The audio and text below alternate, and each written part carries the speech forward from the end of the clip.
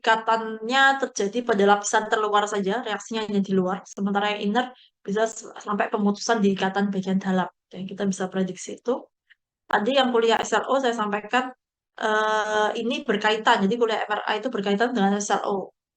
Tapi kalau Anda tidak ikut SLO pun juga nggak ada masalah. Ya. Jadi artinya tidak bukan berarti yang nggak ikut SLO nggak bisa ke MRA. Nah, tidak, karena wajibnya adalah kuliah ini kan. Wajibnya kuliahnya di sini. Wajibnya kuliah MRA. Oke. Ini beberapa literatur yang saya ambil gitu ya. Jadi nanti Anda boleh menggunakan yang lain. Boleh menggunakan ini, boleh juga menggunakan yang lain, gitu ya. Ini untuk menyusun materi ini saya menggunakan 5 materi ini.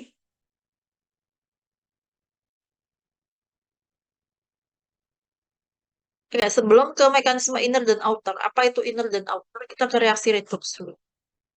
Redox, kita sudah mengenal istilah redox itu mulai dari SMA.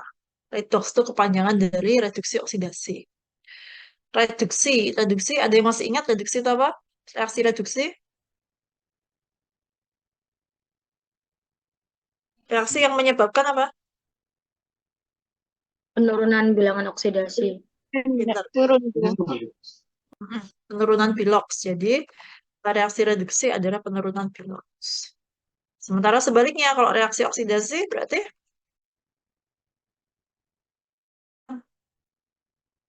peningkatan bilox. Oke. Kemudian kalau ada reduksi oksidasi, maka kita kenal ada reduktor, ada oksidator. Kalau reduktor berarti dia mengalami apa?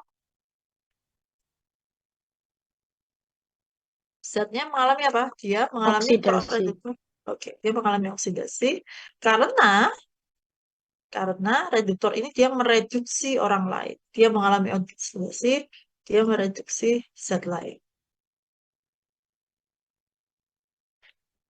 Oksidator juga sama, dianya sendiri atau saya balik ya.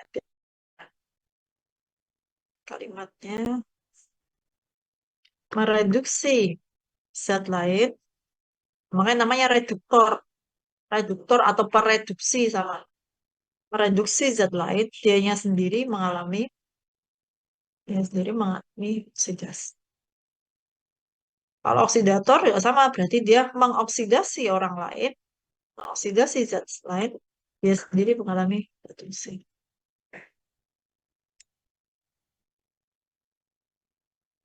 Oke.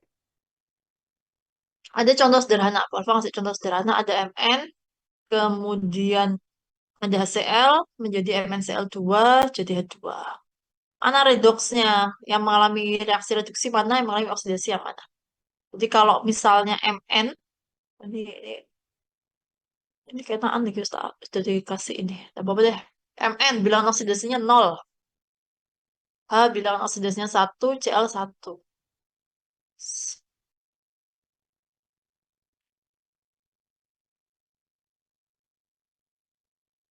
Nah, saya pakai ini aja. Saya pakai whiteboard.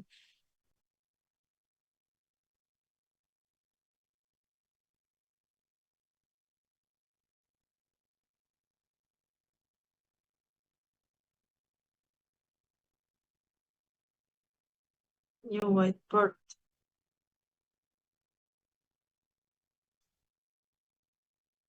Oke, saya tampilkan whiteboard.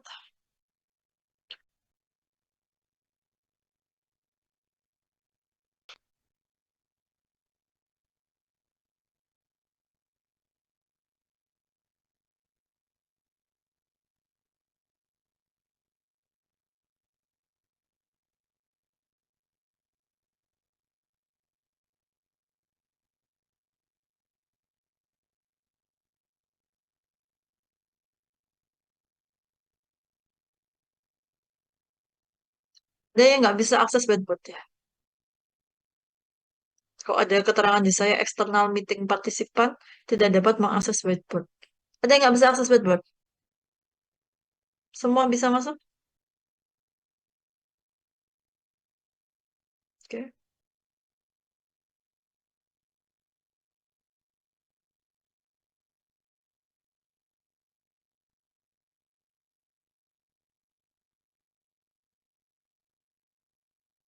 45 people. Ya, kayak misal saya punya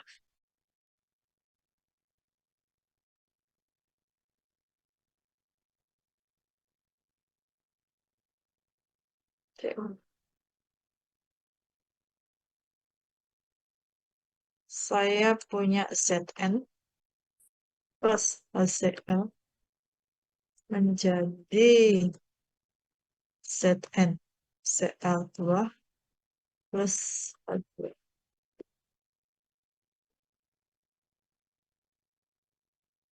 Oke, ini bilangannya 2 berarti. Kak, yuk, bilangan oksidasinya Zn berapa? Bilangan oksidasi Zl, Zn. Berapa bilangannya Zn? 12. 12. Oke, ada lagi selain 12? 0. 0. Terus ada lagi? 0. Kenapa 0? Kenapa 12? Yang benar yang mana? Ada lagi? Oh, 0, Bu. 0. 0. Ada lagi? Jawaban yang lain lagi? Karena semua unsur bebas, ketika dia tidak berikatan, maka bilangan oksidasinya adalah 0, ya, bukan 12. Kecuali dia sudah keterangannya Zn2+, atau ZnCl2, ya. Oke, Zn bilangan oksidasinya 0. Kemudian, H di sini bilangannya berapa? Ada 2 HCl Plus di situ. 1. Plus 1, Plus oke. 1. Plus 1. Cl bilangannya Min 1. pintar. Zn di sini Plus 2 2. plus. Ah. Plus 2 plus 2. pintar. Terus yang di sini Min 2. min 2. Min Oke. 1. Min 2, ada segi min 1. Oke, terus ada lagi yang beda?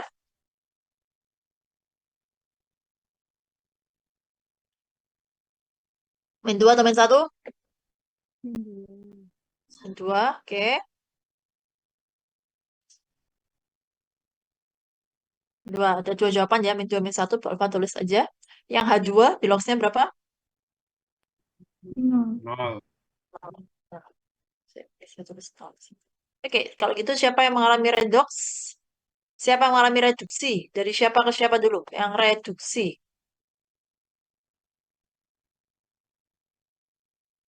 Reduksi yang bilangan oksidasinya turun H. Zn. Ah. H. Oke.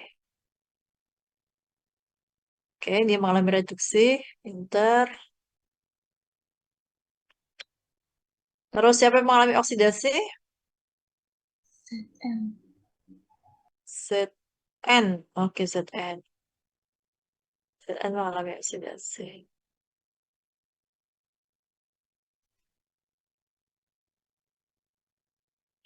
Sih. Zn dari 0 ke plus 2. Oke, H dari plus 1 ke 0. Oke, Cl. Dari min 1 ke min 2 loh. Cl-nya berarti mengalami apa? Atau Cl nih yang di sini harusnya berapa? Min 2 atau min 1? Min 1. Min 1. Min 1. Cl tuh harusnya min 1, bukan min 2. Kenapa kalau gitu? Padahal Cl-nya kan Cl2. Kenapa kok tulis min 1? Karena dikali 2, Bu, CL2. Cl2. Tapi sebenarnya bilox. Oke. Jadi yang betul jawabannya min 1. Sehingga Cl tidak mengalami perubahan. Ini nggak ada perubahan. Yang mengalami perubahan itu hanya Zn dan H. Lalu pertanyaannya kenapa? Di sini kan Cl-nya 2. Kenapa nggak boleh tulis min 2? Kenapa tulisnya min 1? Tetap harus tulis min 1. Karena bilox itu nilai untuk dia sendiri. 1 dia sendiri. Kalaupun 2, ini nggak ada masalah. Tetap min 2. Cuma supaya lebih aman, Anda boleh nulis gini kalau takut salah. Anda nulisnya adalah min 1 dikali 2. Kali 2. Tapi biloxnya berapa? Min 1. Tetap dikali 2. Kenapa? Tujuannya untuk menetralkan ini kan. Plus 2 ketemu sama min 2 jadinya 0. Kita perlukan min 2 itu tetap kita perlukan. Nilai min 2 itu kita perlukan untuk menetralkan angka plus 2 jadi ini. Karena kalau Anda tulis min 1 saja, mungkin saat kita lengah atau gimana, ini plus 2 dengan min 1 kan harusnya jumlahnya menjadi plus 1. Ya enggak, ini kan jumlahnya tetap 0. ZnCl2 kan 0 muatannya. Sehingga benar, nulisnya jangan min 1 saja, tapi min 1 dikali 2. Tapi kalau ditanya biloxnya Cl berapa, biloxnya Cl min 1. Tapi kalau dalam Cl2, maka biloxnya berapa? Min 2 dalam Cl2. Ingat sini totalnya ZnCl2 totalnya 0. Nah, kalau kita untuk menentukan oksidasi reduksinya, yang dilihat adalah nilai satu unitnya, satu dirinya sendiri itu biloxnya berapa. Walaupun dia indeksnya adalah, indeks ini kan indeks ya namanya. Walaupun dia indeksnya adalah 2, atau mungkin AlCl3 misal. AlCl3. AlCl3. Berarti Al di sini kan 3 plus. Cl-nya sendiri berapa? Cl sendiri Min berapa? 1. Cl min 1. Tetapi karena ada 3 Cl, sehingga total muatan ini menjadi 0 kan? Min 1 kali 3, min 3, sama ini plus 3. Tapi kalau ditanya Cl-nya biloxnya berapa? Ya min 1, tetap min 1. Loh, kenapa ini kok jadi min 3? Min 3 karena jumlah Cl-nya 3. Tapi biloxnya berapa? Tetap min 1. Nah, jadi bilox itu nilai untuk dirinya sendiri. Satu dirinya sendiri. Sehingga di sini yang mengalami oksidasi reduksi ya, yang mengalami oksidasi Zn, oke. Yang mengalami reduksi adalah H.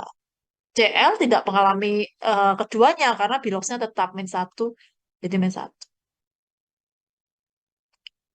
Oke, paham ya? Sekarang saya kembali ke slide awal.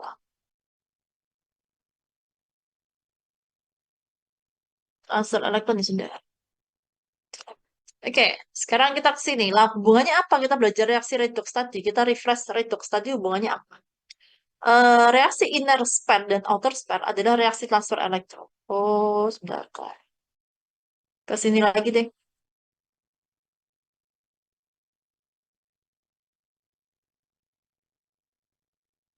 Oh, ini mohon maaf ya, Bu. Apa tadi salah buka slide? Ini abaikan pointer ini. Ini berarti PPT-nya ada voice saya ini berarti.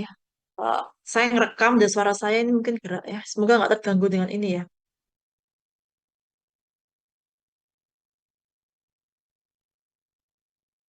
Oke, ini suara saya nih. Tapi nggak masuk di Anda kan nggak dengar suara saya kan ya? Suara saya yang rekaman. Oke, Tidak. ini ada transfer elektron. Oke, terima kasih.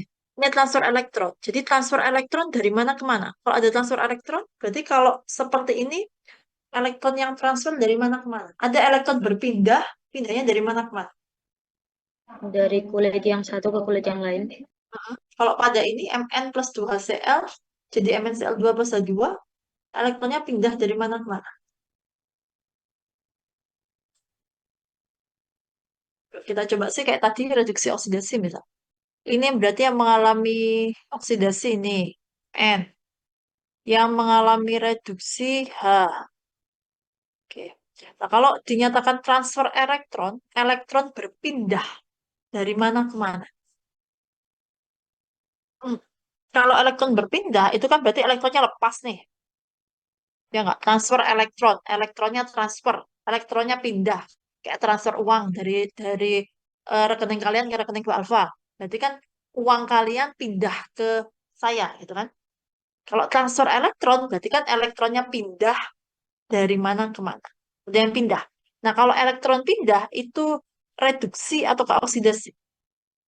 Atau gini, kalau elektronnya pindah, itu berarti pelepasan elektron atau menerima elektron.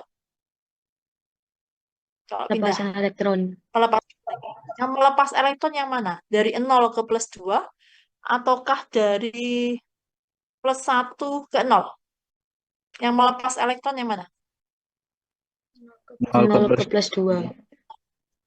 Oke, pintar. Pesan elektron dari Mn 0, dari Mn 0, berarti ya sorry, dari Mn ke elektron yang dilepas ditangkap sama siapa? Elektronnya lepas, elektronnya Mn lepas ditangkap oleh siapa nak? Oleh H dong, kan lepas. Itu enggak ya? Jadi Mn itu melepas 2 elektron. Tahu dari mana kita melepas 2 elektron? Yang awalnya 0 menjadi plus 2. Berarti kan dia kehilangan 2 elektron nih. Awalnya 0 sekarang menjadi Mn 2 plus. Berarti elektronnya lepas. Ketika ada elektron yang lepas 2 elektron, nah elektronnya ditangkap oleh siapa? Ditangkap oleh H yang di sini. Jadi transfer elektron dari Mn ke HCl. Ke H dari HCl. H ke HCl deh. Ke HCl. Lebih tepatnya HCl siapa yang menangkap? Ya, HCl pada posisi yang H. Loh, Bu, ini kan yang dilepas 2 elektron. Sementara H di sini kan plus 1. Ingat, di sini ada 2 H di sini. 1 H eh, plus 1 jadi 0. Berarti kan sebenarnya ada plus 2 kan di sini. Karena ada 2 H plus 2, kemudian menangkap 2 elektron, jadinya di sini 0. Jadi ada transfer elektron dari Mn ke H, Mn ke HCl. Jadinya adalah Mn-nya menjadi MnCl2, Mn-nya 2 plus, hanya sekarang menjadi H2. Yang awalnya plus 2 ditambah 2 elektron menjadi menerima 2 elektron. Awalnya plus 2, awalnya dia kehilangan 2 elektron, sekarang ditambahi elektron dari Mn, sehingga totalnya menjadi. Bisa pahami enggak? Bingung nggak?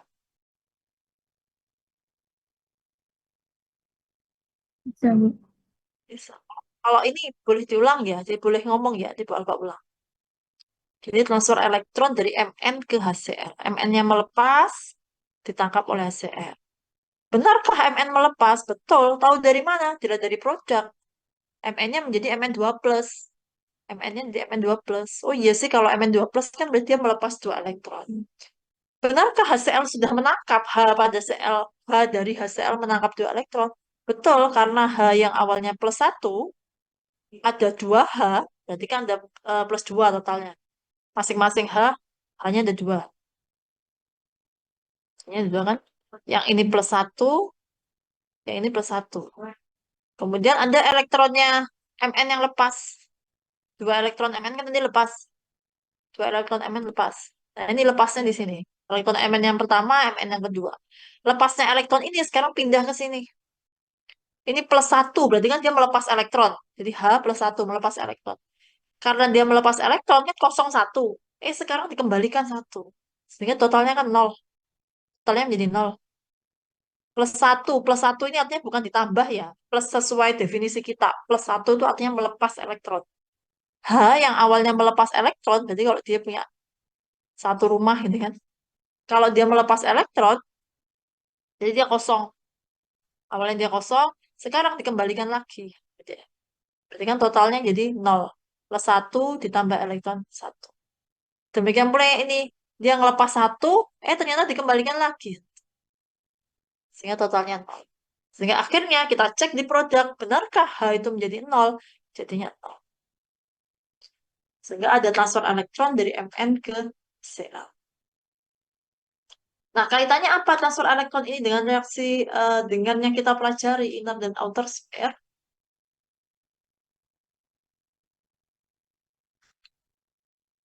Oke. Reaksi inner dan outer sphere adalah reaksi transfer elektron. Jadi, eh,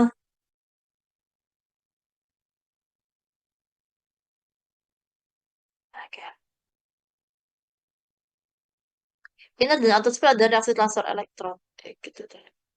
Reaksi yang terjadi pada sinyal koordinasi. Jadi, kalau kita bicara inner sphere dan outer sphere itu sebenarnya reaksinya reaksi redox. Terus kemudian reaksi ini umumnya terjadi pada sinyal koordinasi, yaitu sinyal kompleks. Makanya tadi saya bilang kalau Anda yang ambil SLO, sebenarnya ini pun juga dipelajari di SLO. Nah, kalau Anda masih ingat, sinyal kompleks terdiri dari atom pusat dan ligat. Oke, dia namanya senyawa kompleks atau senyawa koordinasi itu terdiri dari atom pusat dan ligat. Jika kita mereaksikan senyawa kompleks A ditambah senyawa kompleks B akan menjadi sebuah produk. A ditambah B jadinya C. Kan karena kita bicara inner sphere dan outer sphere, kan Bu Alfa nulisnya senyawa kompleks A ditambah senyawa kompleks B jadinya produk. Nah, dari sini kita bisa prediksi. Nah, mekanisme yang terjadi antara A dan B ini, mekanismenya inner sphere atau outer sphere.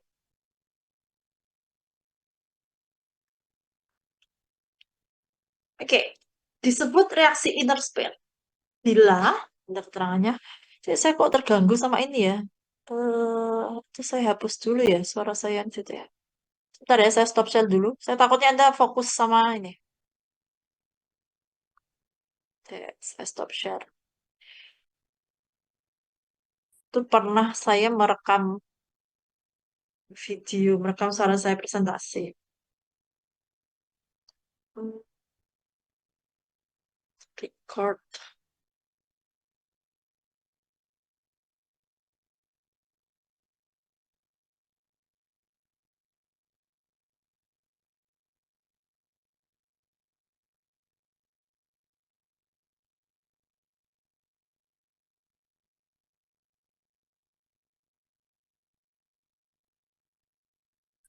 Terus save as.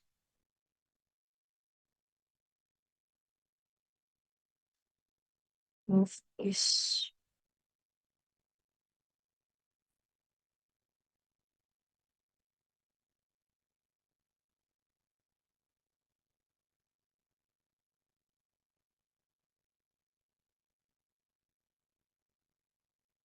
Nah, hilang.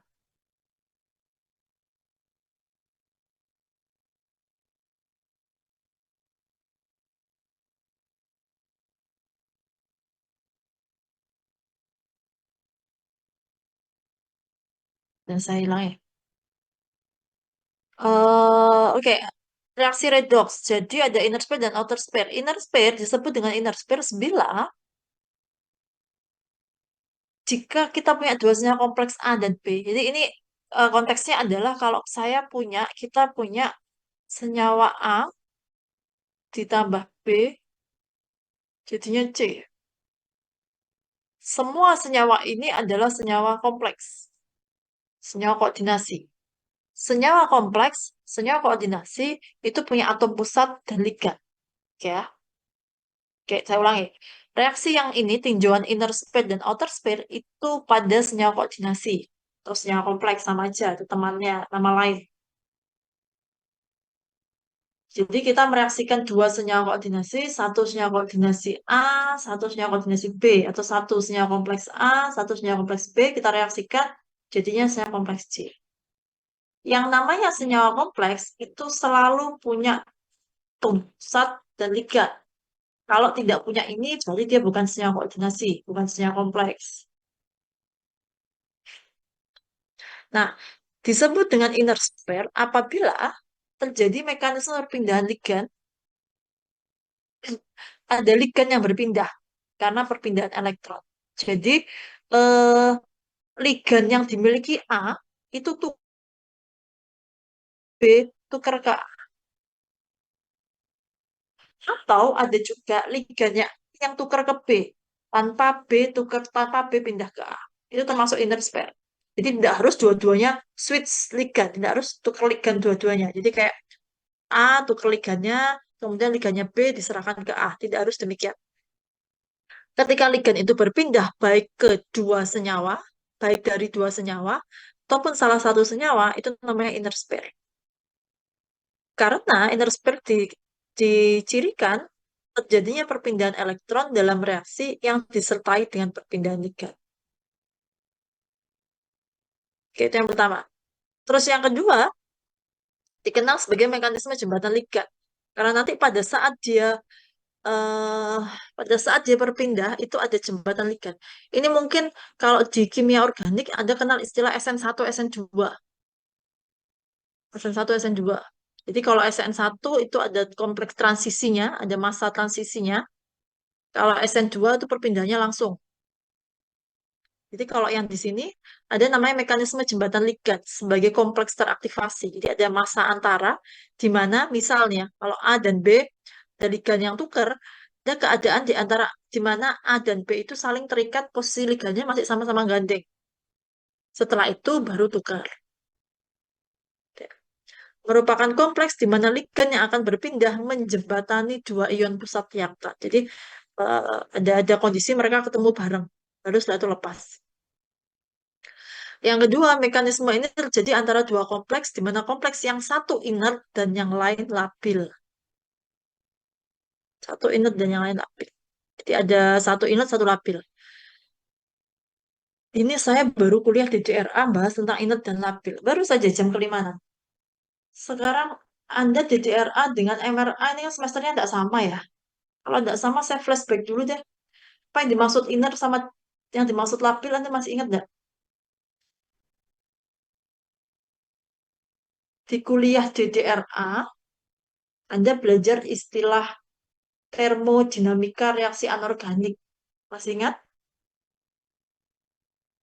Ada istilah stabil dan tidak stabil, ada istilah inert dan labil.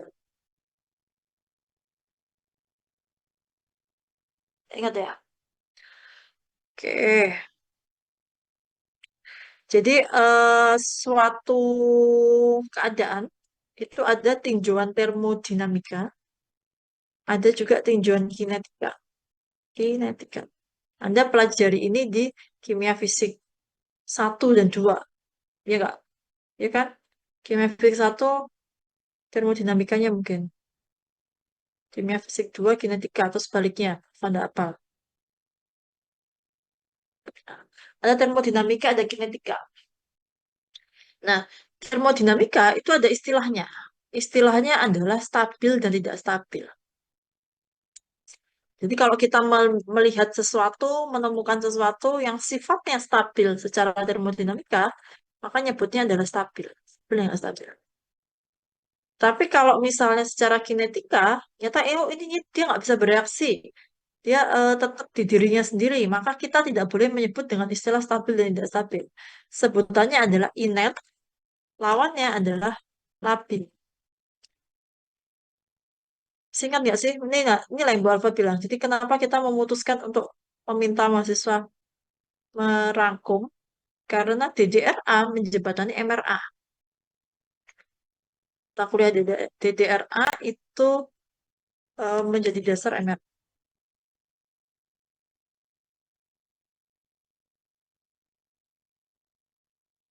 Kinetika adalah inert sama labil. Terus bedanya apa termodinamika dan kinetika? Termodinamika itu parameter sifat dirinya sendiri. Contohnya energi IK. Jadi kalau di sistem periodik yang isinya em, sistem periodik nih ya, Bu Alfa nggak sistem periodik. Oke. Nah, sistem periodik ini kan isinya unsur-unsur. Unsur-unsur ya. Nah, di sini kan kita punya data macam-macam. Ada data jari-jari, ada data energi ionisasi, afinitas elektron, ke elektronegatifan, gitu kan, dan lain-lain. Maka sifat-sifat ini disebut dengan sifat termodinamika, di mana sifat tersebut itu dimiliki oleh dirinya sendiri. Jadi identitasnya dia. Identitasnya dia, jari-jarinya sekian, energi ionisasinya sekian, afinitas elektronnya sekian. Namanya termodinamika. Nah, kalau kinetika itu dia dipengaruhi oleh orang lain. Sifat yang muncul ketika dipengaruhi orang lain. Misalnya, laju reaksi. Terus, apa lagi ya? Ya, laju reaksi. Contoh paling gampang laju reaksi. Nah, laju reaksi kan kecepatan reaksi. Disebut cepat atau lambat, sorry. Laju reaksi, dia akan memiliki laju reaksi ketika dia direaksikan dengan yang lain. Ketika dia bertemu dengan yang lain. Kalau misal nih, saya punya garam dapur NaCl. NaCl nggak ngapa-ngapain. Kalau tidak ada air. Kalau ada air, maka dia terjadi proses pelarutan. Maka ada sesuatu yang menyebabkan dia punya, eh, karena ada sesuatu tadi, maka kita punya laju kelarutan, kecepatan pelarutan. Kalau saya punya NaOH plus HCl, NaOH sendirian juga nggak ada nggak kenapa-kenapa. Tapi karena kita reaksikan sama HCl, ternyata dia punya, oh dia bisa bereaksi. Kemudian muncullah NaCl, muncullah NaCl plus H2O gitu ya. Oh dia dipengaruhi oleh konsentrasi temannya, dipengaruhi oleh pengadukan, dan seterusnya. Sifat itu baru muncul ketika ada faktor eksternal, namanya kinetika. Tapi kalau termodinamika itu identitasnya dia. Oke.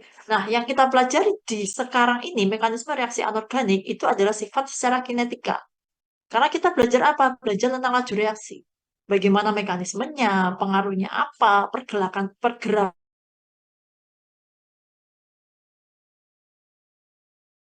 reaksi anorganik itu adalah termodinamikanya. Bagaimana cara menghitung keelektronegatifan, terus entalpi, entropi, energi bebas Gibbs, itu maknanya apa? Itu ada di termodinamika. Jadi sebenarnya Anda sudah belajar dua hal, termodinamika dan sekarang kinetika. Nah, oleh karena itu, state yang di poin nomor 3, pernyataan nomor 3 disampaikan, mekanisme ini terjadi antara dua kompleks, di mana kompleks yang satu inert dan satu labil. Dia pakai istilah inert dan labil, karena ini semua tinjauannya adalah kinetika. Kinetika memberikan istilah inert dan labil. Satu kompleks bersifat inert, jadi satu kompleks itu tidak mudah bereaksi. Satu kompleks menjadi mudah bereaksi, itu namanya labil. Jadi dia nggak pakai istilah gini, mekanisme yang terjadi antara dua kompleks, yang satu stabil, satunya tidak stabil. Pilihan istilah itu salah. Karena stabil dan tidak stabil itu letaknya ada di termodinamika. Termodinamika itu apa? Sifat yang dirinya sendiri. Contohnya gini, contohnya kalau kita gitu ya. Sebentar. Contohnya ini misalnya. Rohim misalnya, di depan saya Muhammad Rohim. Namanya dari paling atas nih, Muhammad Rohim. Rohim misalnya. Rohim itu rajin, Rohim itu malas, Rohim itu rapi, ya karena sifatnya dia. Mau ada orang dan tidak, dia tetap rajin. Mau ada orang dan tidak, ada orang atau tidak, dia malas. Itu. Mau ada orang atau tidak, ya dia rapi. Misalnya. Itu termodinamika.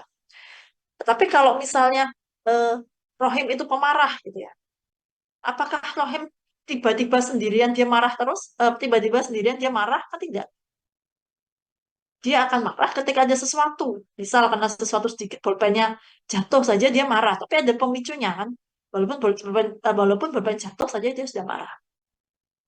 Atau Rohim tidak pemarah, jadi walaupun bukunya disobek kayak diapain dia tetap pemarah dan tidak pemarah, dia slow saja. Tapi kan ada faktor eksternal. Nah, kalau seperti itu namanya kinetika. Oke. Nah, sekarang materi ini yang kita pelajari hari ini adalah kita berbicara secara termodinamika. Sorry, kita berbicara secara kinetika. Yang DDRA kita bicara termodinamika. Sehingga ini istilahnya adalah pada saat ini untuk kita, pada saat ke depan dan seterusnya, Anda sudah belajar dua istilah ini. Ketika kita bicara sesuatu dipandang secara kinetika, untuk suatu senyawa yang tidak bisa bereaksi, jangan mengatakan bahwasanya senyawa itu stabil. Jika tinjauannya kinetika. Karena istilah tidak bisa bereaksi, kalau dia berdasarkan kinetika, bukan disebut dengan stabil. Tapi penyebutannya adalah inert. Untuk mereka yang sangat reaktif sekali, yang sangat mudah bereaksi, maka jangan menyebut dia tidak stabil. Tapi sebutlah dia dengan sebutan labil. Ya, maka ini disebutnya inert dan labil. Oke, sampai sini yang tanyakan? Bingung? Kalau bingung boleh ini ya. Kurang jelas bisa mau diulang begini. Nah, sekarang saya ke sisi yang kanan, outer spare. Outer spare dalam mekanisme ini hanya terjadi perpindahan elektron. Saya baca chat dulu. Oke. Outer spare lawannya inner spare. Kalau di inner spare ada mekanisme perpindahan ligan. Kalau yang outer spare hanya terjadi perpindahan elektron dan tidak disertai dengan perpindahan ligan. Jadi elektronnya saja yang pindah, ligannya tetap. Nah, perpindahan elektron ini kan redox sih sebenarnya. Perpindahan ini pun juga ada perpindahan elektron. Perpindahan elektron disertai dengan perpindahan ligan. Jadi elektronnya pun pindah, ada transfer elektron, berarti kan redox. Elektronnya pindah. Ada yang melepas, ada yang menerima. Tapi kalau outer spare, ligannya tetap tidak disertai perpindahan ligan. Sehingga dia dikenal dengan mekanisme perpindahan elektron. Tapi kalau yang inner spare, namanya adalah mekanisme perpindahan ligan. Jadi ada yang menyebutnya ini adalah inner spare itu ligand exchange mechanism. Kalau outer spare, electron exchange mechanism. Pertukaran elektron, mekanisme pertukaran elektron. Terus yang kedua, kalau inner spare ada mekanisme jembatan ligan, tadi yang saya sampaikan ada kompleks teraktivasi. Kalau yang di sini, karena dia tidak ada perpindahan ligan, hanya elektronnya saja yang pindah, dia nggak ada posisi antara, senyawa antaranya nggak ada. Kompleks teraktivasinya nggak ada, karena elektronnya hanya pindah. Terus yang kedua, mekanisme ini terjadi dalam reaksi antara dua kompleks yang inert. Jadi kalau inert dengan inert, senyawa kompleks A inert, senyawa kompleks B inert, maka yang terjadi pasti outer spare. Sebenarnya ini kita bisa membuat materi ini menjadi lebih mudah. Kenapa? Karena kalau dilihat kompleksitasnya, ribetnya reaksi, itu kan lebih ribet yang inner ya, lebih ribet yang inner spare ya. Benar nggak?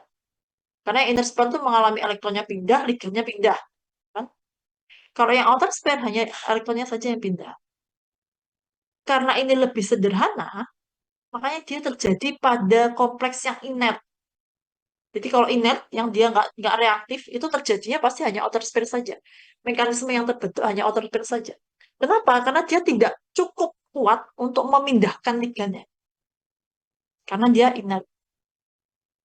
Sementara yang di sini ada inert dan labil. Ada yang labil ini yang pengaruh. Ketika ada satu senyawa itu sifatnya labil, maka dia bisa mengalami perpindahan ligan. Tapi kalau kedua-duanya inert, berarti kan sudah aktifnya nggak terlalu ini. Karena aktifnya nggak terlalu, berarti mekanismenya mesti outer spare. Sehingga yang perlu perlu ini ya, yang perlu kita kita cermati juga bahwasanya kalau yang namanya inert itu bukan berarti tidak bisa bereaksi ya. Bukan berarti dia bertahan dengan bentuk senyawanya itu saja mau direaksikan nggak mampu, diapain juga nggak bisa, bukan demikian. Jadi inert pun juga bisa bereaksi. Cuman jadi tadi reaksinya seperti ini misal hanya mengalami perpindahan elektron. Terus eh, reaksinya mungkin perlu waktu yang lama, perlu suhu yang lebih tinggi. Sementara yang di sini karena ada yang labilnya, maka mekanismenya bukan cuma perpindahan elektron, ligannya pun juga pindah, reaksinya berlangsung lebih cepat. Jadi bukan berarti inert tuh nggak bisa ngapa-ngapain. Inert tuh bisa kita reaksikan, bisa membentuk produk baru.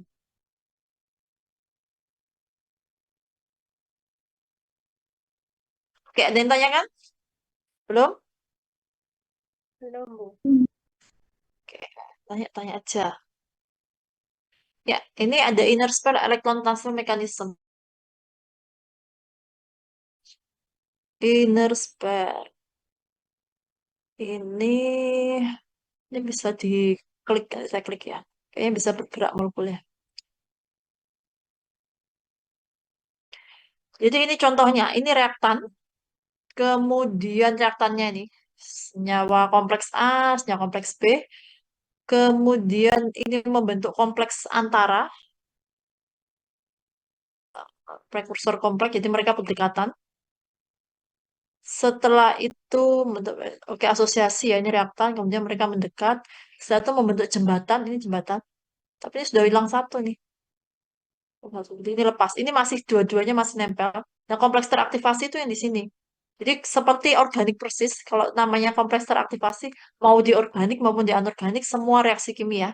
Ketika dia senyawa antaranya, itu pasti bentuknya dikasih kurung siku.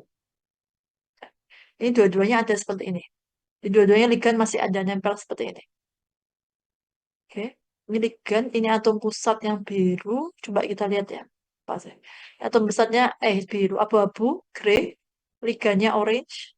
Yang di sini atom pusatnya hijau, ligannya biru. Mereka mendekat, oke, masih mendekat, posisinya dekat. Kemudian membentuk jembatan, bridge formation. Jembatan ini sudah ada satu yang lepas. Satu yang lepas. Oke, siapa yang lepas? Biasanya yang labil. Yang lepas nih biasanya yang labil. Nanti kita lihat ya. Yang alfa lupa juga. Yang lepas biasanya yang labil. Kemudian ikatannya menjadi demikian. Atom pusat hijau, ligan biru, atom pusat yang grey, yang abu-abu. Kemudian terjadi transfer elektron. Nah, ini perpindahan ligan terjadi di sini. Kemudian elektronnya transfer dari sini ke sini. Jadi ada pelepasan elektron. Ini mengalami lepas. Redoksnya mulai terjadi di sini. Ini lepas, elektronnya lepas, pindah ke sini. Secara elektron. Oke. Dan ini menjadi unit baru ya. Menjadi senyawa. Sebenarnya terserah nih mau unit baru atau apa, enggak tahu. Tapi yang jelas produk dari transfer elektron itu jadinya ini. Setelah itu ligannya ini kembali ke sini yang biru, kemudian ini ngambil lagi yang di luar, yang lepas tadi diambil lagi di sini. Sukses suksesor kompleks yang sudah sukses bertukar, jadi kompleks yang sudah hampir selesai, kemudian dia terdifusi, kemudian dia lepas. Gitu ya. Kalau di gambar ini, di gambar akhir, seolah-olah kan hasil akhirnya apa coba ini? Ligannya biru, atom pusatnya abu-abu. Ligannya biru, atom pusatnya. Seolah-olah yang bertukar kan atom pusatnya, ya nggak? Kita bisa lihat yang ini coba. Ini yang sebelah kiri atas. Atom pusat hijau, ligan biru. Sekarang jadinya adalah atom pusatnya menjadi biru, atom pusatnya menjadi abu-abu, ligannya biru. Seolah-olah yang bertukar adalah atom pusatnya. Yang di sini ligannya orange, atom pusatnya abu-abu, menjadi ligannya tetap orange, atom pusatnya. Seolah yang tertukar adalah eh, atom pusatnya. Padahal di sini prosesnya tidak demikian, tidak semudah itu maksud. Ligannya lepas dulu, kan? Ligannya ini lepas dulu. Kemudian ini terjadi transfer elektron, pindahan elektron. Itu bukan bukan bukan atom pusatnya yang berpindah, elektronnya yang transfer. Nah, ini kebetulan transfer elektronnya jadinya ini. Nanti kita lihat contohnya ya. Dan jadilah protein. Coba yang bawah ini. Oxidation X plus reduction H2O. Sudah. Klik, kita klik nih.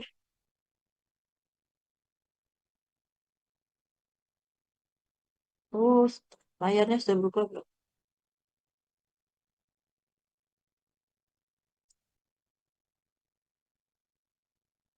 Oke, saya ngeklik yang tadi ya. Saya ngeklik yang ada di tampilan layar saya tadi. Saya klik jadinya gini. Ini sisi reaktan. Ini reaktan masih pisah. Kemudian ini prekursor kompleks. Bisa diklik ya? Oke.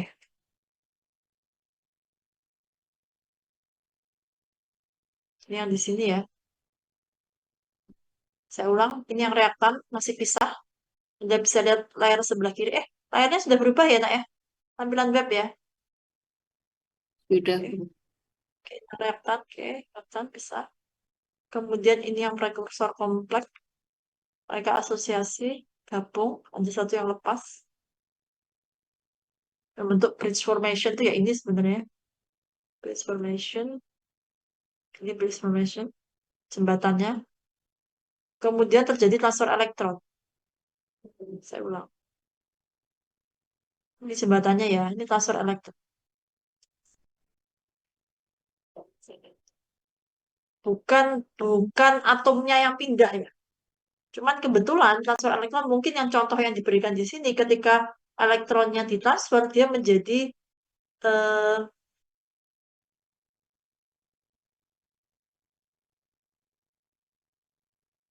ini tuh kalau contoh seperti ini contohnya gini. Misalnya, misal atom pusatnya adalah Fe sampai 2 plus misalnya. Atau Cu deh. Cu plus.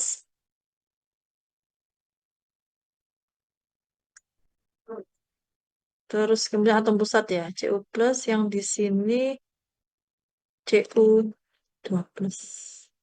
Oke. Misalnya demikian. Nah, ketika terjadi yang di sini, ketika terjadi Nih. Eh, ya. Ketika terjadi ini perpindahan elektron dari Cu plus ke Cu2 plus, berarti Cu di sini kan melepas satu elektron. Cu plus ini melepas satu elektron. Pindah dari ini. Jadi kan kalau Anda lihat, mohon ikuti ya. Kita lihat warnanya coba. Nah, dari hijau ini pindah ke sini, sini, terus tangkap sini. Jadi ada perpindahan dari yang ini, posisi ini pindah ke sini elektronnya. Nah, misal saya punya Cu plus, elektronnya pindah, melepas satu elektron ke sini. Cu plus, saya lepas satu elektron, melepas satu elektronnya. Elektronnya saya bawa ke sini. Karena lepas kan berarti pindah tempat nih, transfer elektron. Transfer elektronnya ke sini. Nah, ketika Cu plus melepas satu elektron, Cu plus jadi berapa plus? Mau tanya sekarang jadi berapa? Kalau Cu plus melepas satu elektron. CO2 plus. Bentar. Cu12, bentar. Terus yang di sini, ketika Cu2 plus menerima elektron dari Cu plus tadi, jadinya berapa? CO plus. Cu. Jadi kan seolah-olah tuker akhirnya. Akhirnya gambarnya, seolah kan hijaunya pindah. Warnanya tadi kan yang di sini awalnya hijau, ya kan? Hijau di sini menjadi abu-abu, sekarang ini jadi abu-abu, ini hijau. Karena yang pindah elektronnya, jadi seolah-olah tuker nih, awalnya Cu plus jadi Cu2 plus, karena transfer elektron jadi Cu2 plus dan Cu. Elektronnya yang pindah, bukan berarti atomnya yang pindah, ini bukan. Makanya dia warnanya menjadi di sini abu-abu, di sini hijau. Karena awalnya yang hijau itu hijau, ini miliknya Cu plus, yang awalnya hijau miliknya Cu plus. Kemudian abu-abu itu miliknya Cu2 plus awalnya. Setelah berpindah, yang kiri menjadi Cu2 plus, oleh karena itu warnanya menjadi abu-abu sesuai awal. Kemudian yang kanan warnanya berubah menjadi Cu plus, karena Cu plus warnanya hijau. Jadi bukan berarti kayak bongkar pasang terus atom pusatnya lepas terus ngambil dari sana tuker nempel ke sini, bukan. Dia hanya transfer elektron. Dari sini ini sudah ya, besar itu sudah. Terus sekarang successful complex. Ya kita ke atas successor complex. Nah setelah itu dia lepas. Setelah terjadi ini tadi sudah transfer elektron, kan dia lepas. Lepas menangkap lagi ligan yang ada bebas di sini ditangkap lagi. Ikan yang tadi di sini sendirian, ada orang sendirian tadi. Karena dia lepas, tangannya kosong, maka nah yang bisa bergerak tadi disampaikan inner sphere itu terjadi pada kompleks yang inert dan labil. Nah yang tingkahnya banyak ini tadi, yang bisa maju mundur, yang bisa lepas, nangkap lagi, ini adalah kompleks yang labil. Sementara kompleks yang inert, ya hanya ini saja. Dia mengalami perpindahan saja. Relatif tidak banyak aktivitas. Sementara yang banyak aktivitas, yang berperan aktif adalah kompleks yang. Dan ini hasil akhirnya. Sekarang saya kembali ke slide.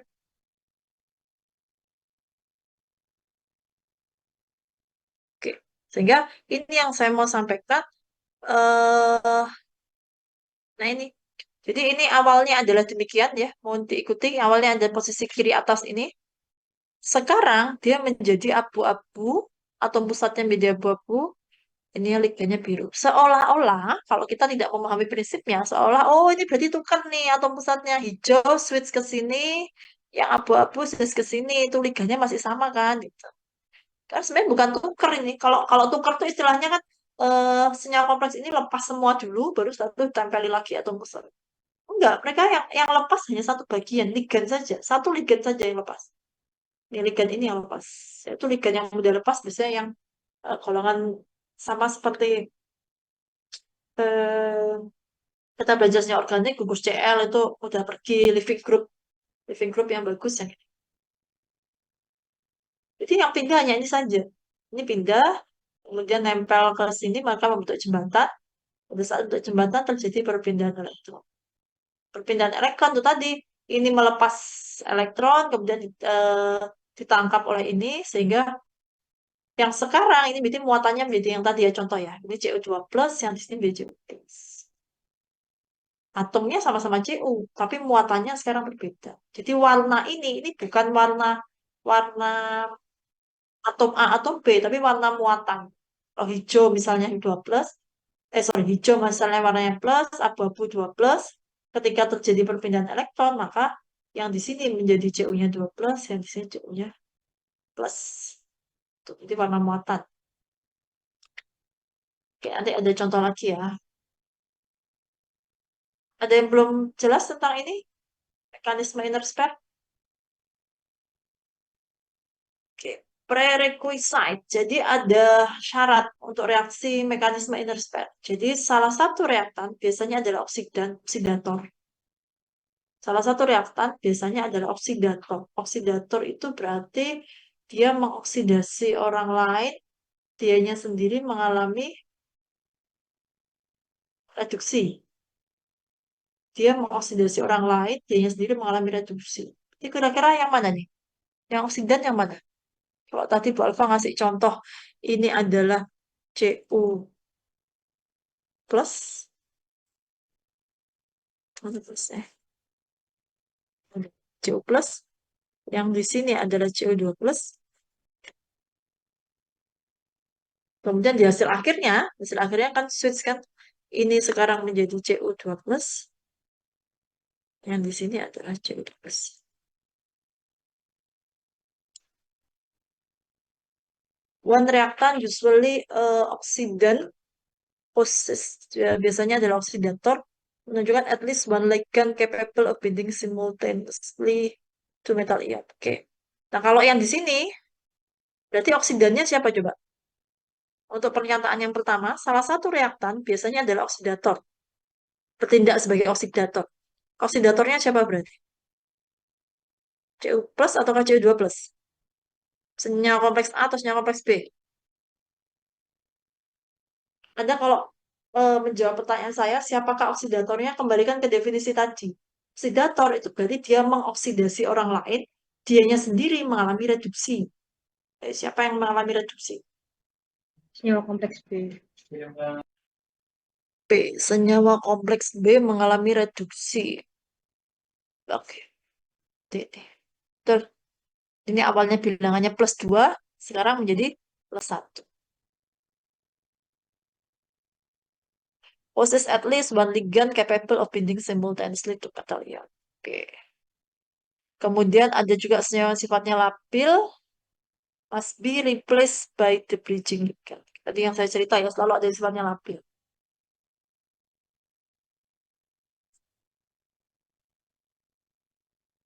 Oke.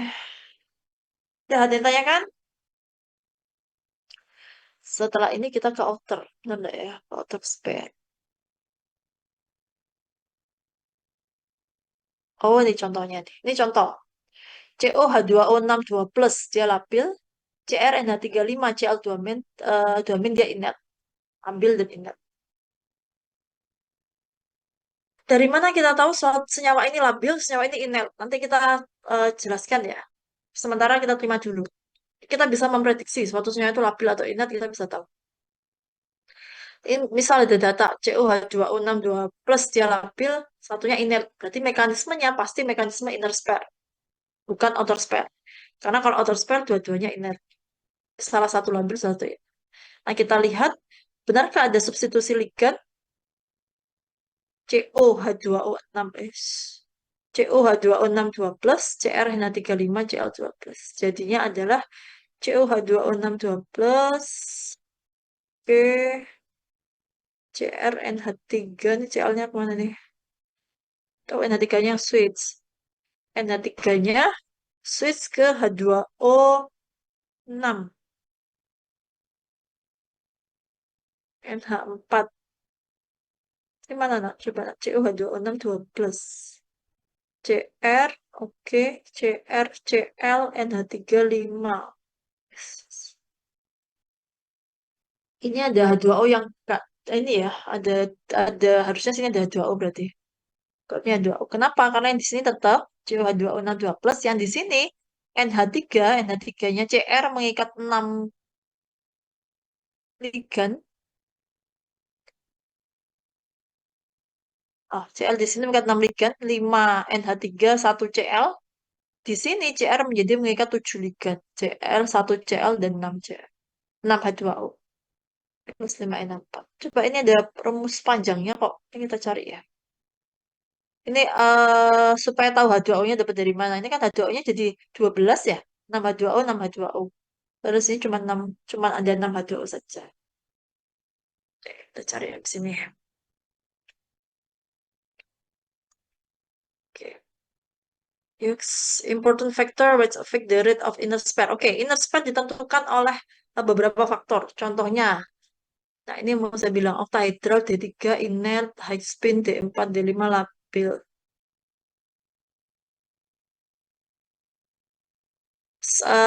Mekanisme inner spread ditentukan oleh sifat inert dan labil. Satu inert, satu labil. Kemudian many electron masuk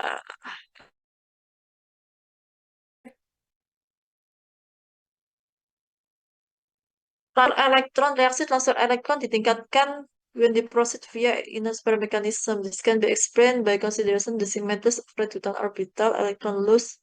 Oke, jadi jumlah elektron yang loss, jadi ditentukan oleh berapa banyak elektron yang berpindah ya.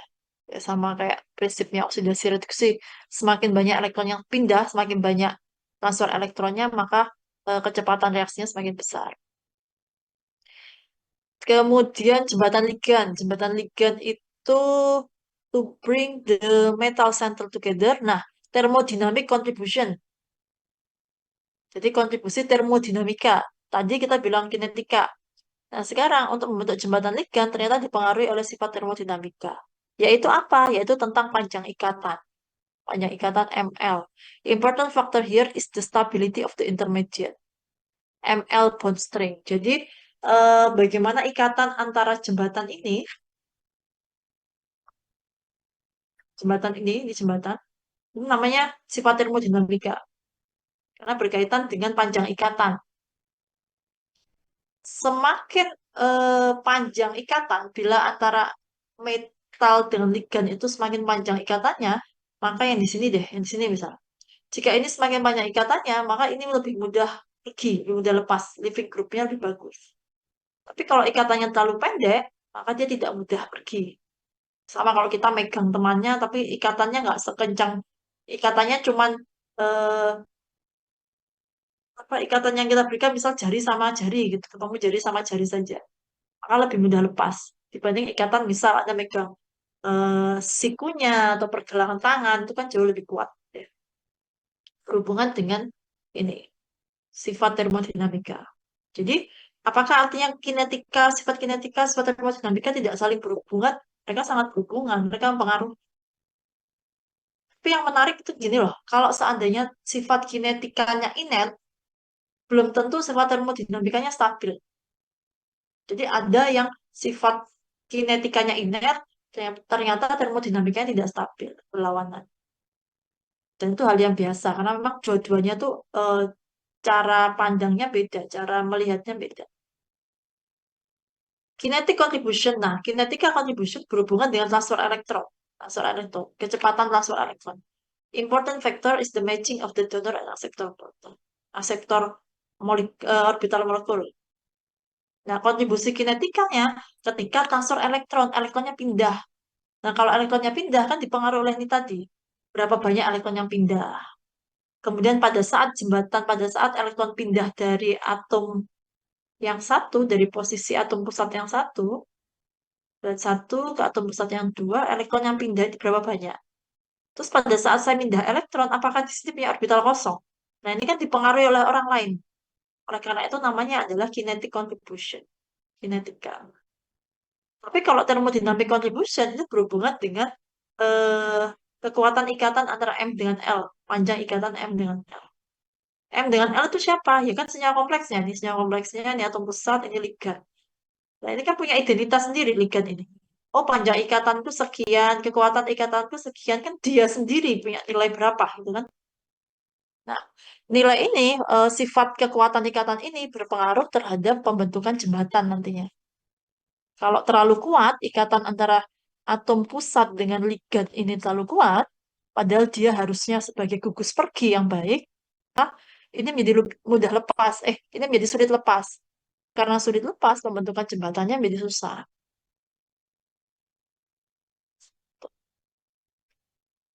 Jadi dipengaruhi oleh sifat termodinamika sekaligus sifat kinetika. Jembatan ligan dapat berupa ligan organik maupun ligan anorganik.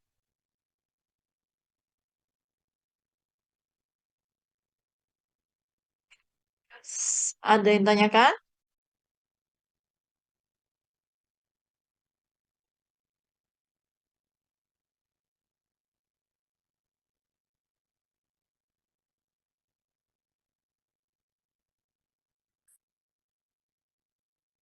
Nah, sekarang yang kedua adalah outer sphere. Ini setelah ini baru kita belajar tentang bagaimana menentukan inert dan labil ya. Sekarang kita selesaikan dulu bedanya outer sphere. Outer sphere adalah tahapannya ini stage 1, stage 2. Sesimpel ini, 1 dan 2 saja. Oksidator reduktor. Jadi ini stage 1 awalnya adalah awalnya yang A ini adalah muatan 2+. Kalau muatannya 3+, dia warnanya menjadi abu-abu. Jadi pink, muatannya 2+, kemudian yang silver, yang abu-abu, muatannya 3+. Mereka langsung terjadi perpindahan elektron. Pembentukan apokrusor, chemical activation of the percussion, electron transfer, dan relaxation. Jadi langsung pindah dari elektron ke sini. Jadi yang awalnya 2+, dia melepas satu elektronnya untuk diserahkan ke sini. Karena melepas satu elektron, yang awalnya 2+, sekarang berubah menjadi 13. Warnanya berubah menjadi abu-abu, sesuai simbol kita di awal ya. Kalau 2+ pink, kalau abu-abu 13. Karena dia melepas satu elektron menjadi 13, maka warnanya berubah menjadi abu-abu. Kemudian yang awalnya abu-abu 13, dia menangkap satu elektron dari sini, dia menjadi 12. Jadi tidak melewati jembatan ligan seperti mekanisme inner sphere. Ke sini kita buka.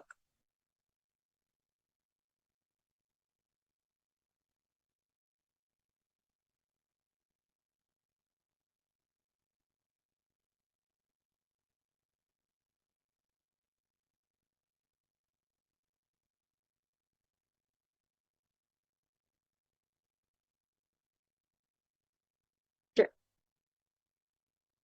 Nah, ini adalah tadi ini ilustrasinya. Ini stage 1, saya klik ya. Ini masih sendiri-sendiri. Stage 1. Jadi prekursornya masih sendiri-sendiri. Yang ini, yang ada lingkarannya ini 12, yang biru biasa 13. Kita ulang lagi. 12. Oke, stage 2. Kelihatan nggak? Oh, dia langsung berubah. Ya, saya nggak ngelihat ini ya. Tidak kelihatan laser elektronnya ini. Dia menunjukkan langsung berubah saja. Yang sekarang yang di sini menjadi yang warna eh yang ada lapisan ini tadi, berarti 12. Sudah pindah 12. Ini awal di sini posisinya yang 12. Sekarang terakhir setelah terjadi perpindahan elektron, posisinya ada di sini.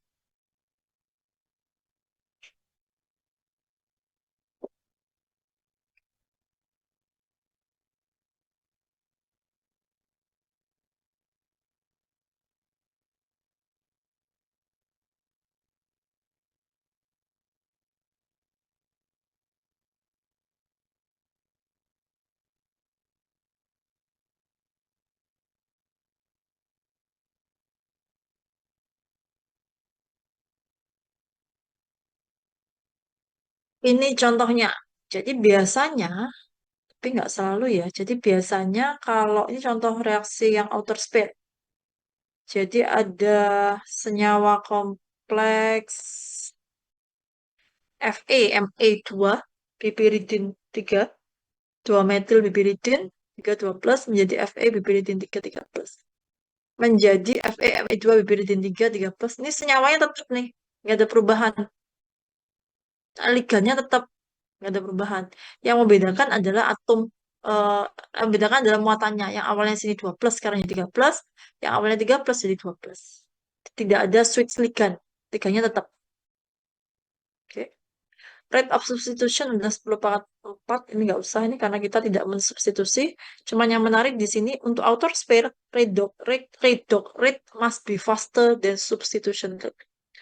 Eh, Kecepatan reaksi untuk redox pasti lebih cepat dibandingkan substitusi. Sebenarnya ini pernyataan yang klise ya menurut saya. Kenapa? Karena memang tidak ada substitusi di situ. Ya nggak? Di outer sphere nggak ada substitusi. Tidak ada substitusi ligat. Adanya redox saja, adanya transfer elektron. Karena ada transfer elektron, ya pasti transfer elektronnya lebih cepat dibandingkan substitution rate. Dibandingkan inner sphere, ini kalau ini outer sphere ya, outer sphere. Ini outer sphere, redox rate-nya, kecepatan redoxnya, menurut Anda, antara outer sphere dengan inner sphere, lebih cepat siapa? Antara inner sphere dengan outer sphere. Redox rate-nya, laju reaksi redoxnya, lebih cepat siapa? Inner atau outer? Inner. Inner. Kenapa inner?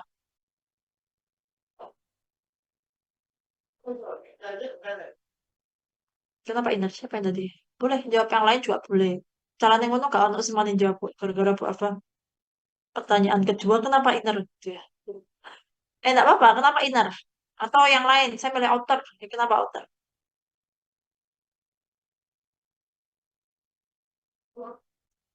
Kecil. Oh, nah, kecepatan reaksi redoxnya lebih cepat siapa? Yang outer ataukah yang inner?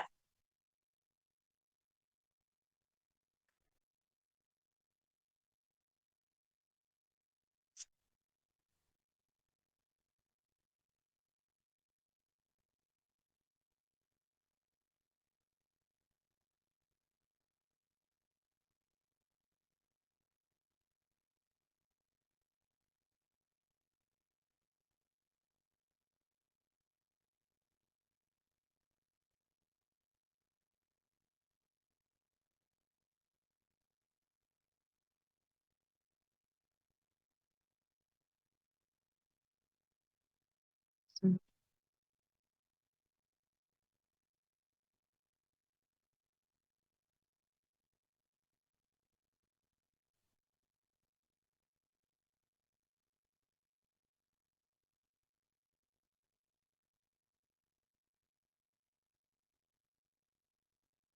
Sebentar, bentar.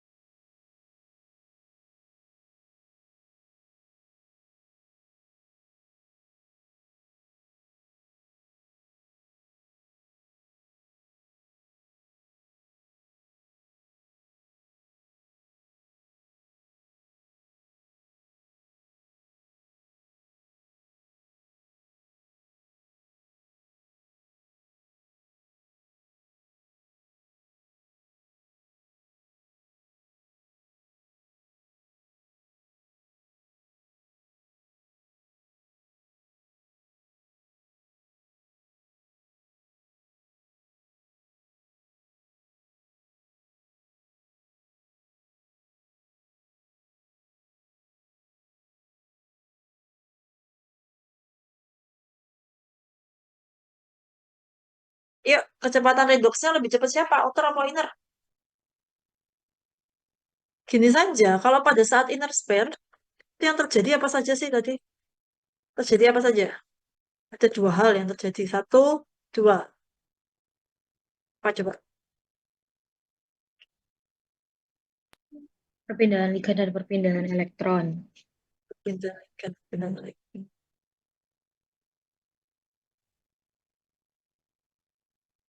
Kalau yang outer sphere, hanya perpindahan elektron.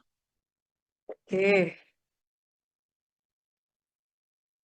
Nah, kalau dari mekanismenya tadi, pada saat inner sphere, duluan mana ligan yang berpindah ataukah elektron yang eh duluan mana prosesnya? Kalau yang pada inner, seingat Anda tadi prosesnya, Ligan dulu yang berpindah. yang dulu yang berpindah, karena harus ada jembatan liga dulu kan. Jadi harus ada, kalau yang inner spare, ini kan ada jembatan liga dulu, jembatan liga, baru elektronnya pindah, gitu kan tadi. Sementara yang outer spare tidak melewati itu. Sehingga kalau kita bicara redox rate, kecepatan redox ini kan berarti transfer elektron. Kalau transfer elektron berarti kan yang ini, perpindahan elektron ini. Kalau secara perpindahan elektron, ya jelas lebih cepat yang outer spare. Karena dia tidak melewati jembatan, tidak membentuk jembatan dulu, langsung saja dia pindah. Tapi kalau substitusi rate, kecepatan substitusi, ya lebih cepat yang inner spare. Karena dia ada perpindahan ligan. Sementara yang outer sih, karena memang tidak ada substitusi ya. Jadi ya memang mengkomparasinya adalah untuk kecepatan substitusi, ya inner spare yang lebih cepat, dibilangnya gitu. Tapi ya jelas lebih cepat, karena outer kan tidak ada substitusi. Jadi kalau yang di inner spare ada dua aktivitas memang, transfer elektron dengan pindah ligat. Transfer elektron itu kan nama lainnya redox. Ada yang melepas, ada yang menerima. Jadi ada laju redox, laju reaksi untuk perpindahan ligat. Itu untuk yang inner. Sementara yang outer spare, laju reaksinya hanya laju reaksi perpindahan. Nah, kalau ditinjau dari redox rate-nya, laju reaksi perpindahan elektron, laju reaksi redox, yang lebih cepat adalah outer spare. Tapi kalau dari laju reaksi substitusinya, yang lebih cepat adalah inner spare. Ya.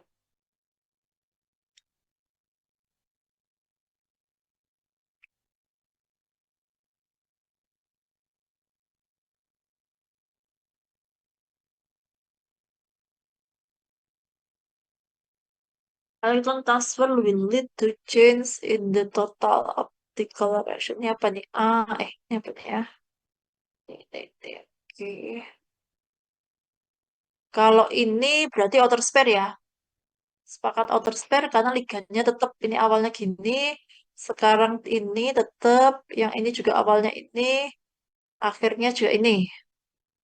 Di awal dia 3 plus, yang ini 2 plus, yang ini 2 plus, plus. Jadi tidak ada perpindahan ligan. Berarti ini adalah outer spare. Ya.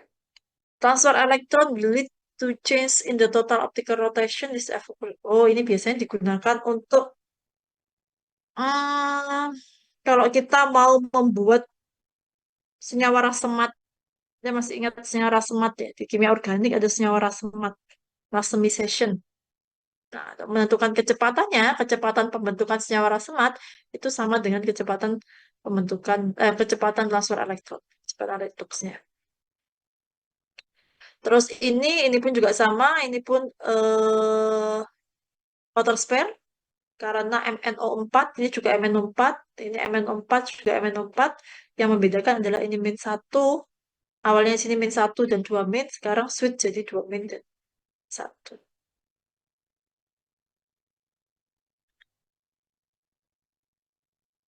Oke, summary simple electron transfer. Jadi kalau untuk outer spare dia simple electron transfer. Jadi tinggal pindah saja, no sharing of ligand, tidak ada sharing ligand. Kenapa tidak ada sharing ligand?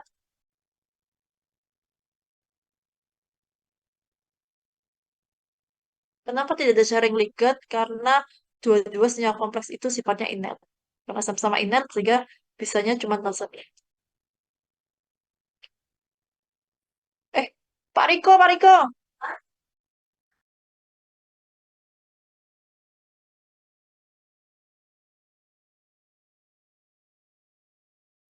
Sudah, sorry yo. Saya kuliah 1, 2, 3, 4, 5, 6, 7, 8, 9, 10. Ada ini.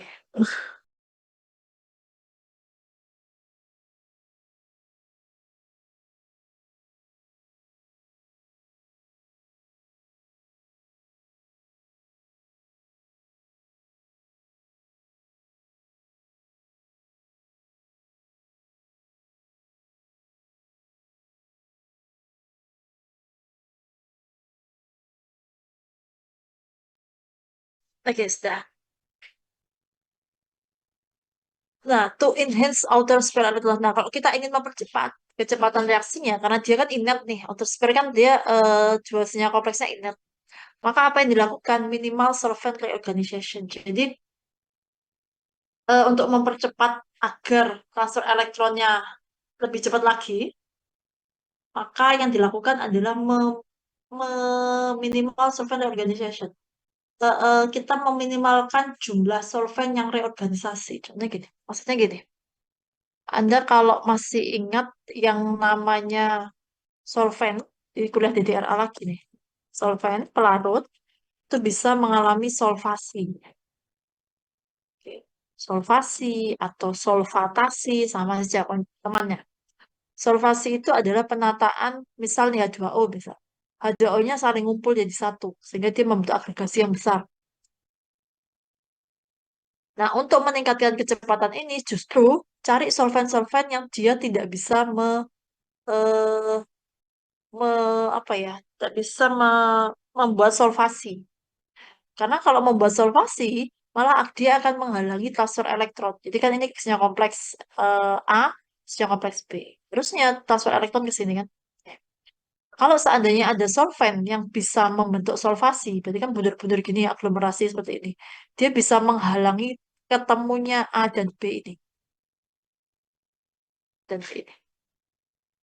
Jadi diminimalkan solvent organization.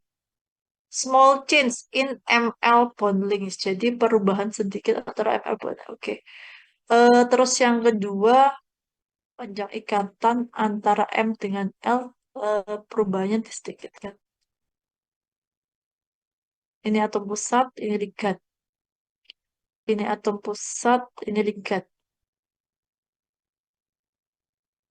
Jika eh, sebentar, jika gini, kalau senyawa kompleks A dan B itu mempunyai perbedaan karakter yang cukup ekstrim, karakternya dalam hal ini panjang ikatan, misal yang satu panjang ikatannya cuma sekian, yang satu lagi panjang ikatannya lebih tinggi gitu, lebih panjang, sorry, lebih panjang. Ini menjadi susah terjadi elektron transfernya. Kenapa? Karena yang namanya transfer elektron, elektron dari saya hapus ya, saya hapus, oke. Misal ini lebih panjang, nah ini lebih panjang, ML-nya lebih panjang. Ketika dia transfer elektron, ini kan transfer dari sini ke sini. Sifatnya yang di sini misalnya plus satu, awalnya plus satu, ini awalnya plus dua, sekarang switch menjadi sini plus dua, sini plus satu. Oke. Dengan karakter ligan yang berbeda, yang awalnya dia plus satu, ngikat ligan yang seperti ini, dia aman-aman saja. Sekarang dia harus plus dua, terus ngikat ligan yang ini karakternya berbeda, maka biasanya berpengaruh terhadap kestabilan produknya, kestabilan akhirnya. Jadi awalnya misal, dia atom pusatnya plus satu, ngikat ligan, ngikat ligan.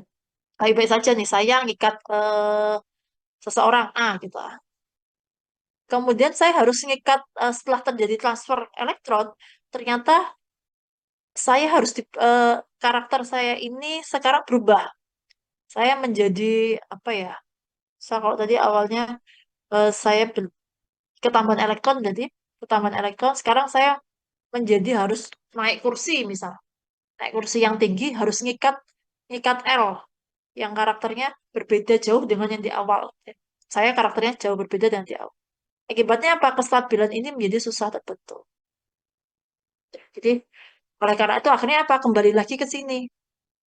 Transfer elektronnya nggak jadi balik ke ini, nggak jadi perpindahan dari kiri ke kanan, tapi dia kembali lagi ke kiri.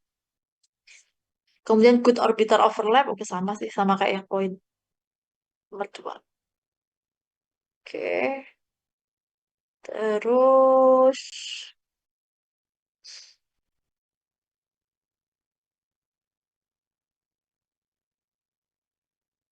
oke inner spare itu terjadi perpindahan ligan yang ini hanya transfer elektron, terus kemudian satu kompleks inert, satu kompleks labil,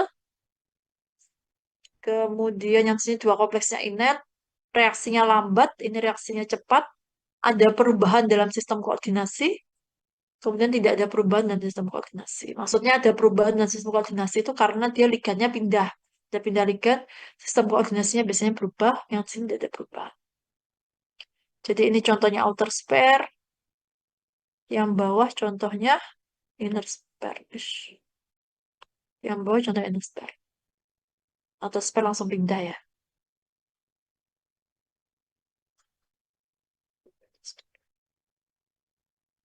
Oke, sudah ada yang tanyakan?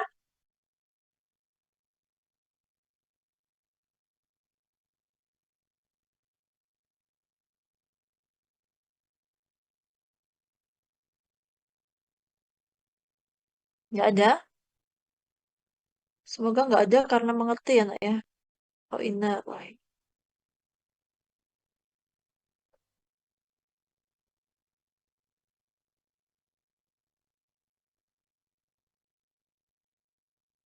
Kita kuliah sampai jam berapa ya? 14 berapa ya?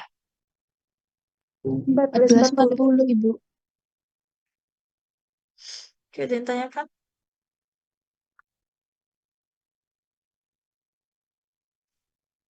Tidak, Bu.